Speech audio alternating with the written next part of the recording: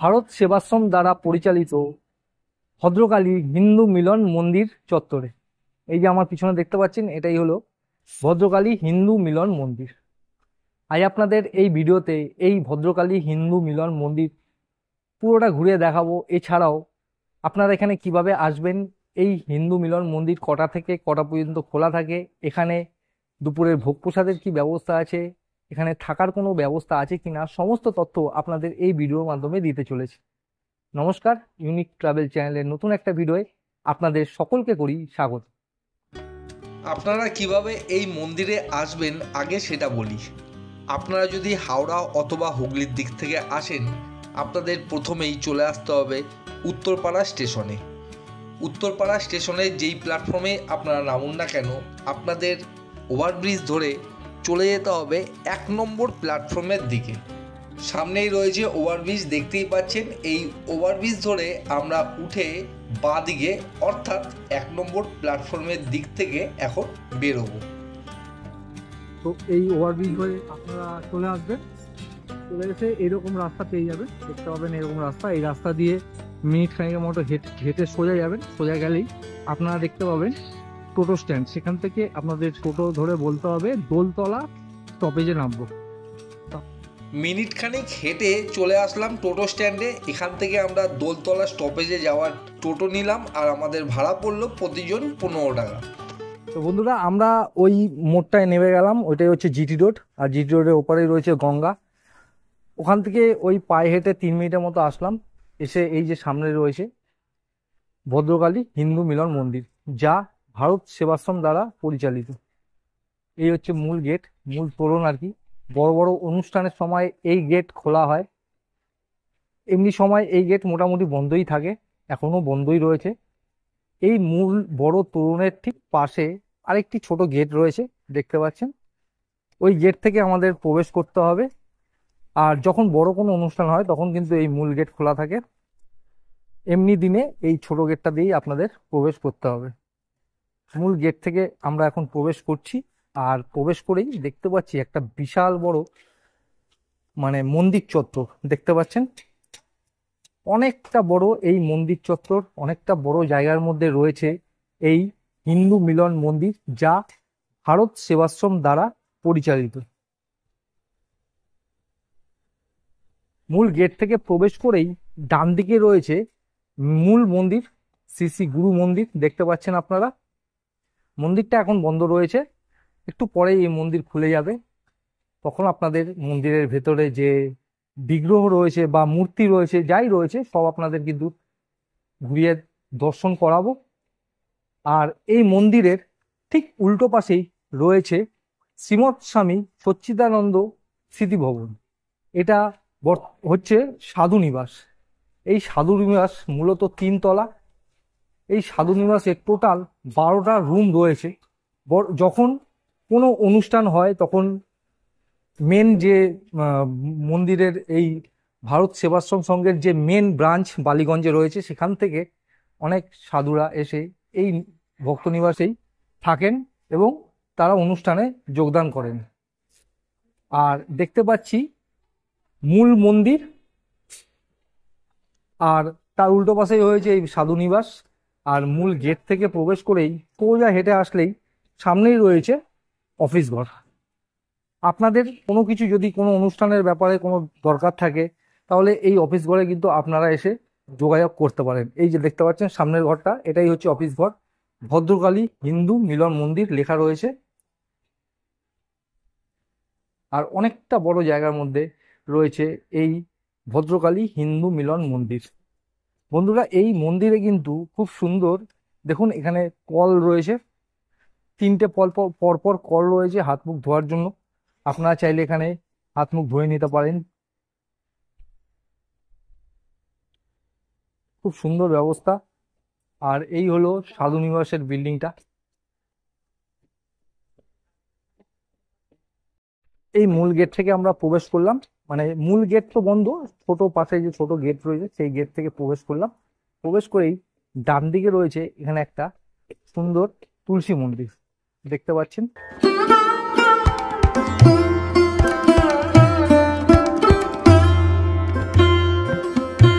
মূল মন্দির খুলে গেছে, চলুন আগে আপনাদের মন্দিরের ভেতরের বিগ্রহগুলো দর্শন করাই। মূল মন্দিরে প্রবেশ করেই প্রথমেই আপনাদের চোখে পড়বে শ্বেতপাথরের পদ্ম বেদির উপর অধিষ্ঠান করছেন ভারত সেবাশ্রম সংঘের প্রতিষ্ঠাতা শ্রীমৎ স্বামী প্রণবানন্দ মহারাজের একটা অপূর্ব মূর্তি। মূর্তির ঠিক সামনেই রয়েছে 4টি বড় বড় লোহার ত্রিশূল।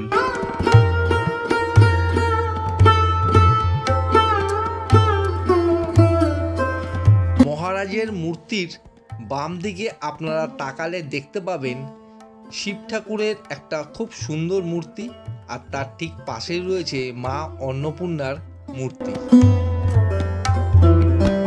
প্রণবানন্দ মহারাজের মূর্তির ঠিক ডান দিকে আপনারা তাকালে আপনাদের চোখে পড়বে কোষ্ঠী পাথরের তৈরি একটি শিবলিঙ্গ, সঙ্গে রয়েছেন নন্দী মহারাজ।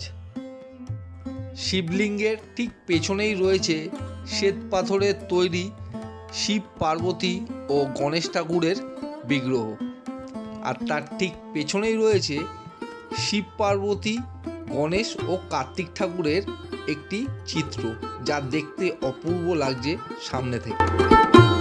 বন্ধুরা দেখতে পাচ্ছেন এখান দিয়ে আমরা প্রবেশ করলাম, প্রবেশ করে সোজা চলে আসবেন। চলে আসলেই এই যে এখানে রয়েছে এই হিন্দু মিলন মন্দিরের অফিস ঘর।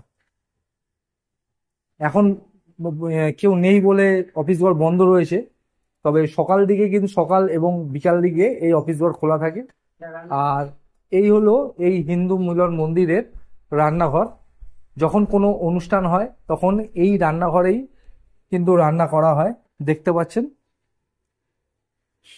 এখানে কিন্তু মানে কাজ চলছে, পুরোপুরি সম্পূর্ণ হয়নি। এই যে দেখতে পাচ্ছেন এখানে পুরোপুরি সম্পূর্ণ হয়নি এখনো। এই রান্নাঘরটি খুব তাড়াতাড়ি কমপ্লিট হয়ে যাবে। এই রান্নাঘর কমপ্লিট হয়ে গেলে এখানকার যখন অনুষ্ঠান হবে তখন এখানেই এই মন্দিরে রান্নাবান্না করা হবে।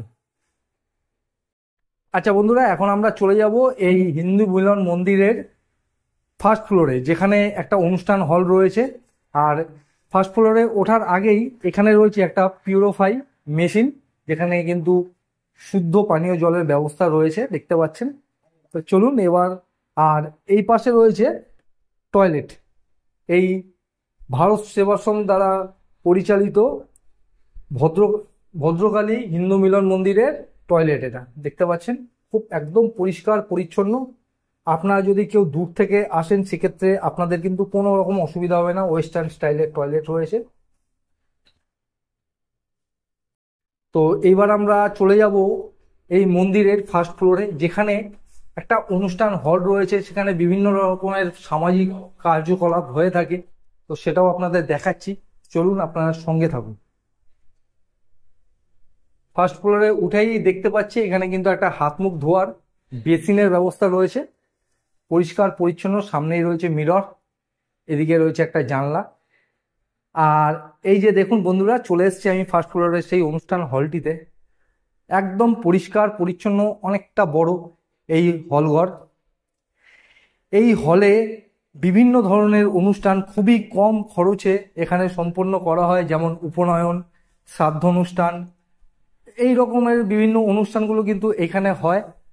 আর এই যে সামনে দেখতে পাচ্ছেন এই অনুষ্ঠান হলের মধ্যেই এখানে কিন্তু স্বামী প্রণবানন্দ মহারাজের একটা সুন্দর মূর্তি করা রয়েছে, বেদির উপর রয়েছে এই মূর্তি, খুবই সুন্দর লাগছে সামনে থেকে।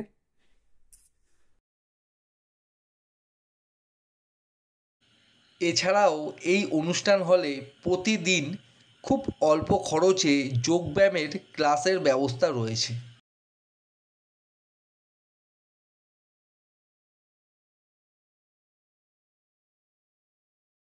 আর বন্ধুরা, এখন আপনাদের আমি এই হিন্দু মিলন মন্দিরের ছাদ থেকে ভিউটা দেখাচ্ছি। এই হলো মন্দিরের চূড়া, দেখতে পাচ্ছেন। আর এটা হলো পুরো মন্দির চত্বর। খুবই সুন্দর লাগছে উপর থেকে ভিউটা, দেখতে পাচ্ছেন।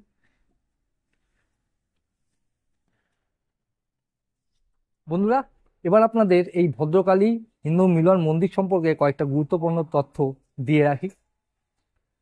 এই মন্দিরের যে মূল গর্ভগৃহ রয়েছে, যেখানে আরাধ্য দেবতারা রয়েছেন, সেই মন্দির খোলা থাকে সকাল 7টা থেকে বেলা 12টা পর্যন্ত।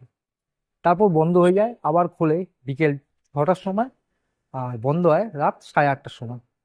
আপনাদের যদি মূল মন্দিরের বিগ্রহ দর্শন করতে হয়, তাহলে এই সময়ের মধ্যে চলে আসবেন, তাহলে আপনারা দর্শন করতে পারবেন। আর মন্দিরের মেন গেট খোলা থাকে, বাইরেটা আপনারা ঘুরতে পারবেন, তবে ওই টাইমের মধ্যে না আসলে মন্দিরের গর্ভগৃহ কিন্তু আপনারা দর্শন করতে পারবেন না। আর আরেকটা কথা বলি আপনাদের, এই হিন্দু মিলন মন্দিরে বর্তমানে নিত্য ভক্তদের জন্য কোনো ভোগের ব্যবস্থা আপাতত নেই। আপনারা যদি কোনো অনুষ্ঠানের দিন আসেন, বিশেষ বিশেষ যে অনুষ্ঠান হয় সেই দিন আসেন, তাহলে কিন্তু আপনারা এখানে এসে সম্পূর্ণ বিনামূল্যে দুপুরের প্রসাদ গ্রহণ করতে পারবেন। তবে নিত্য ভোগের ব্যবস্থা এখানে নেই।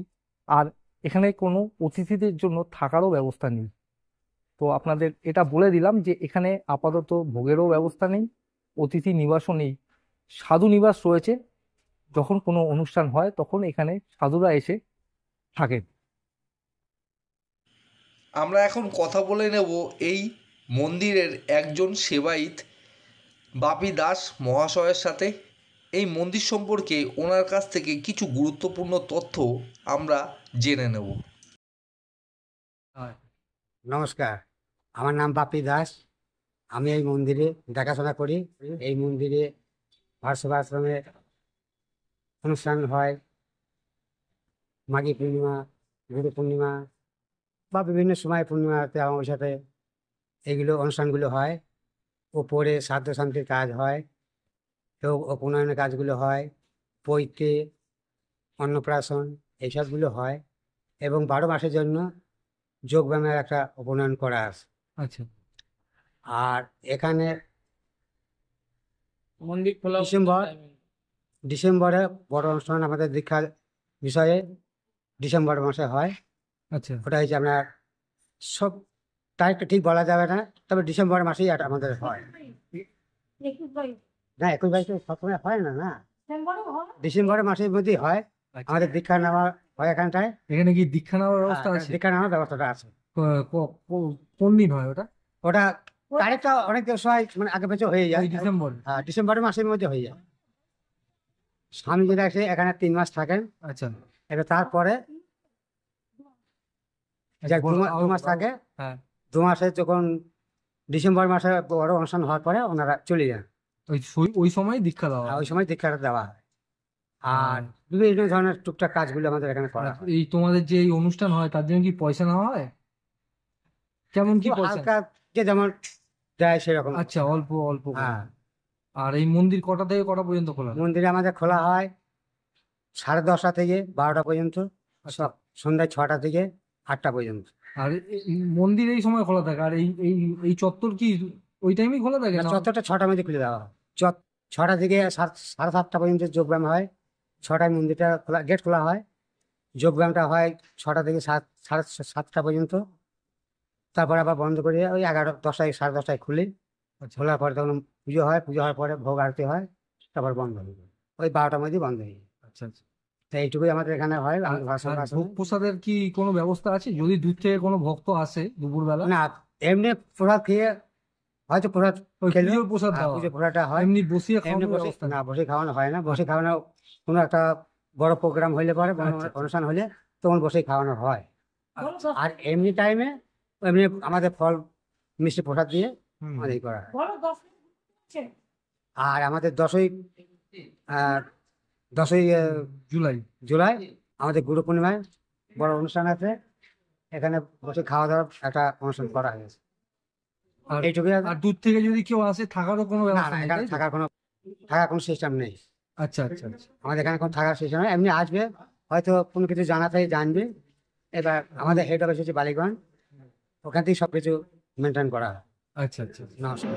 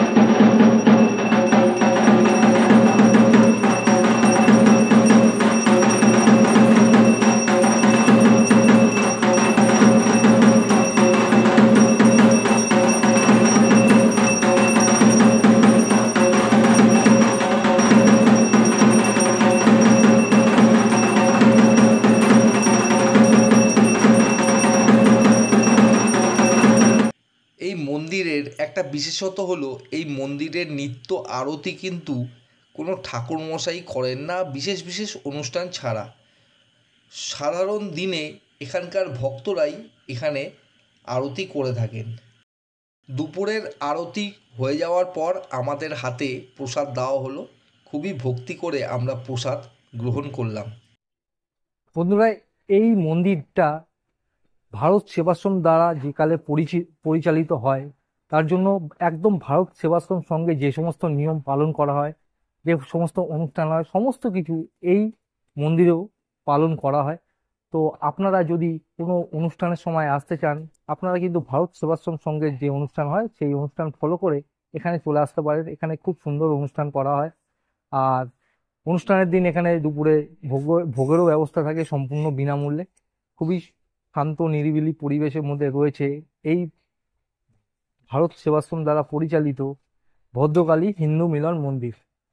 তো আপনারা একবার এসে এখানে ঘুরে যেতে পারেন, আপনাদের কিন্তু ভালো লাগবে। আর বন্ধুরা, এই হিন্দু মিলন মন্দিরে কিন্তু খুব সুন্দর টয়লেটের ব্যবস্থা রয়েছে। আপনারা যদি দূর থেকে কেউ আসেন, বয়স্ক যাদের টয়লেটের খুব প্রয়োজন, তাদের কিন্তু কোনো অসুবিধা এখানে হবে না। তো বন্ধুরা, এই ভদ্রকালী হিন্দু মিলন মন্দিরের ঠিক পাশেই রয়েছে ভদ্রকালী মন্দির। চলুন আপনাদের সেই মন্দিরটাও দর্শন করাই। আপনারা এখানে আসলে এই ভদ্রকালী মন্দিরটাও দর্শন করবেন, দেখবেন আপনাদের ভালো লাগবে। এই হলো ভদ্রকালী হিন্দু মিলন মন্দির। মন্দির থেকে বেরিয়ে এই রাস্তায় আসবেন, এখান থেকে একটুখানি হেঁটে যাবেন, একটুখানি 1 মিনিটও লাগবে না। হেঁটে আসলেই দেখতে পাবেন, এই যে দেখতে পাচ্ছেন মন্দিরটা। চলুন আপনাদের ভেতরটা দেখাই, যদি মন্দির খোলা থাকে। এই হলো ভদ্রকালী মন্দির। বর্তমানে মন্দির কিন্তু তালা বন্ধ আছে, এখন বেলা 1:30টা বাজে, তো বন্ধ হয়ে গেছে মন্দির। আপনারা যদি এই মন্দিরে আসেন, মানে হিন্দু মিলন মন্দিরে এসে এই মন্দিরটা একবার দর্শন করে যাবেন, দেখবেন আপনাদের ভালো লাগবে। সামনেই রয়েছে মূল গর্ভগৃহ, আপনাদের দেখাতে পারছি না যেহেতু তালা রয়েছে।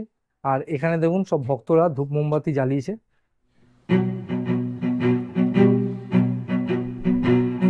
তো বন্ধুরা, আজ আপনাদের এই ভিডিওতে এই ভদ্রকালী হিন্দু মিলন মন্দির পুরোটা ঘুরিয়ে দেখালাম, যেটা ভারত সেবাশ্রম দ্বারা পরিচালিত।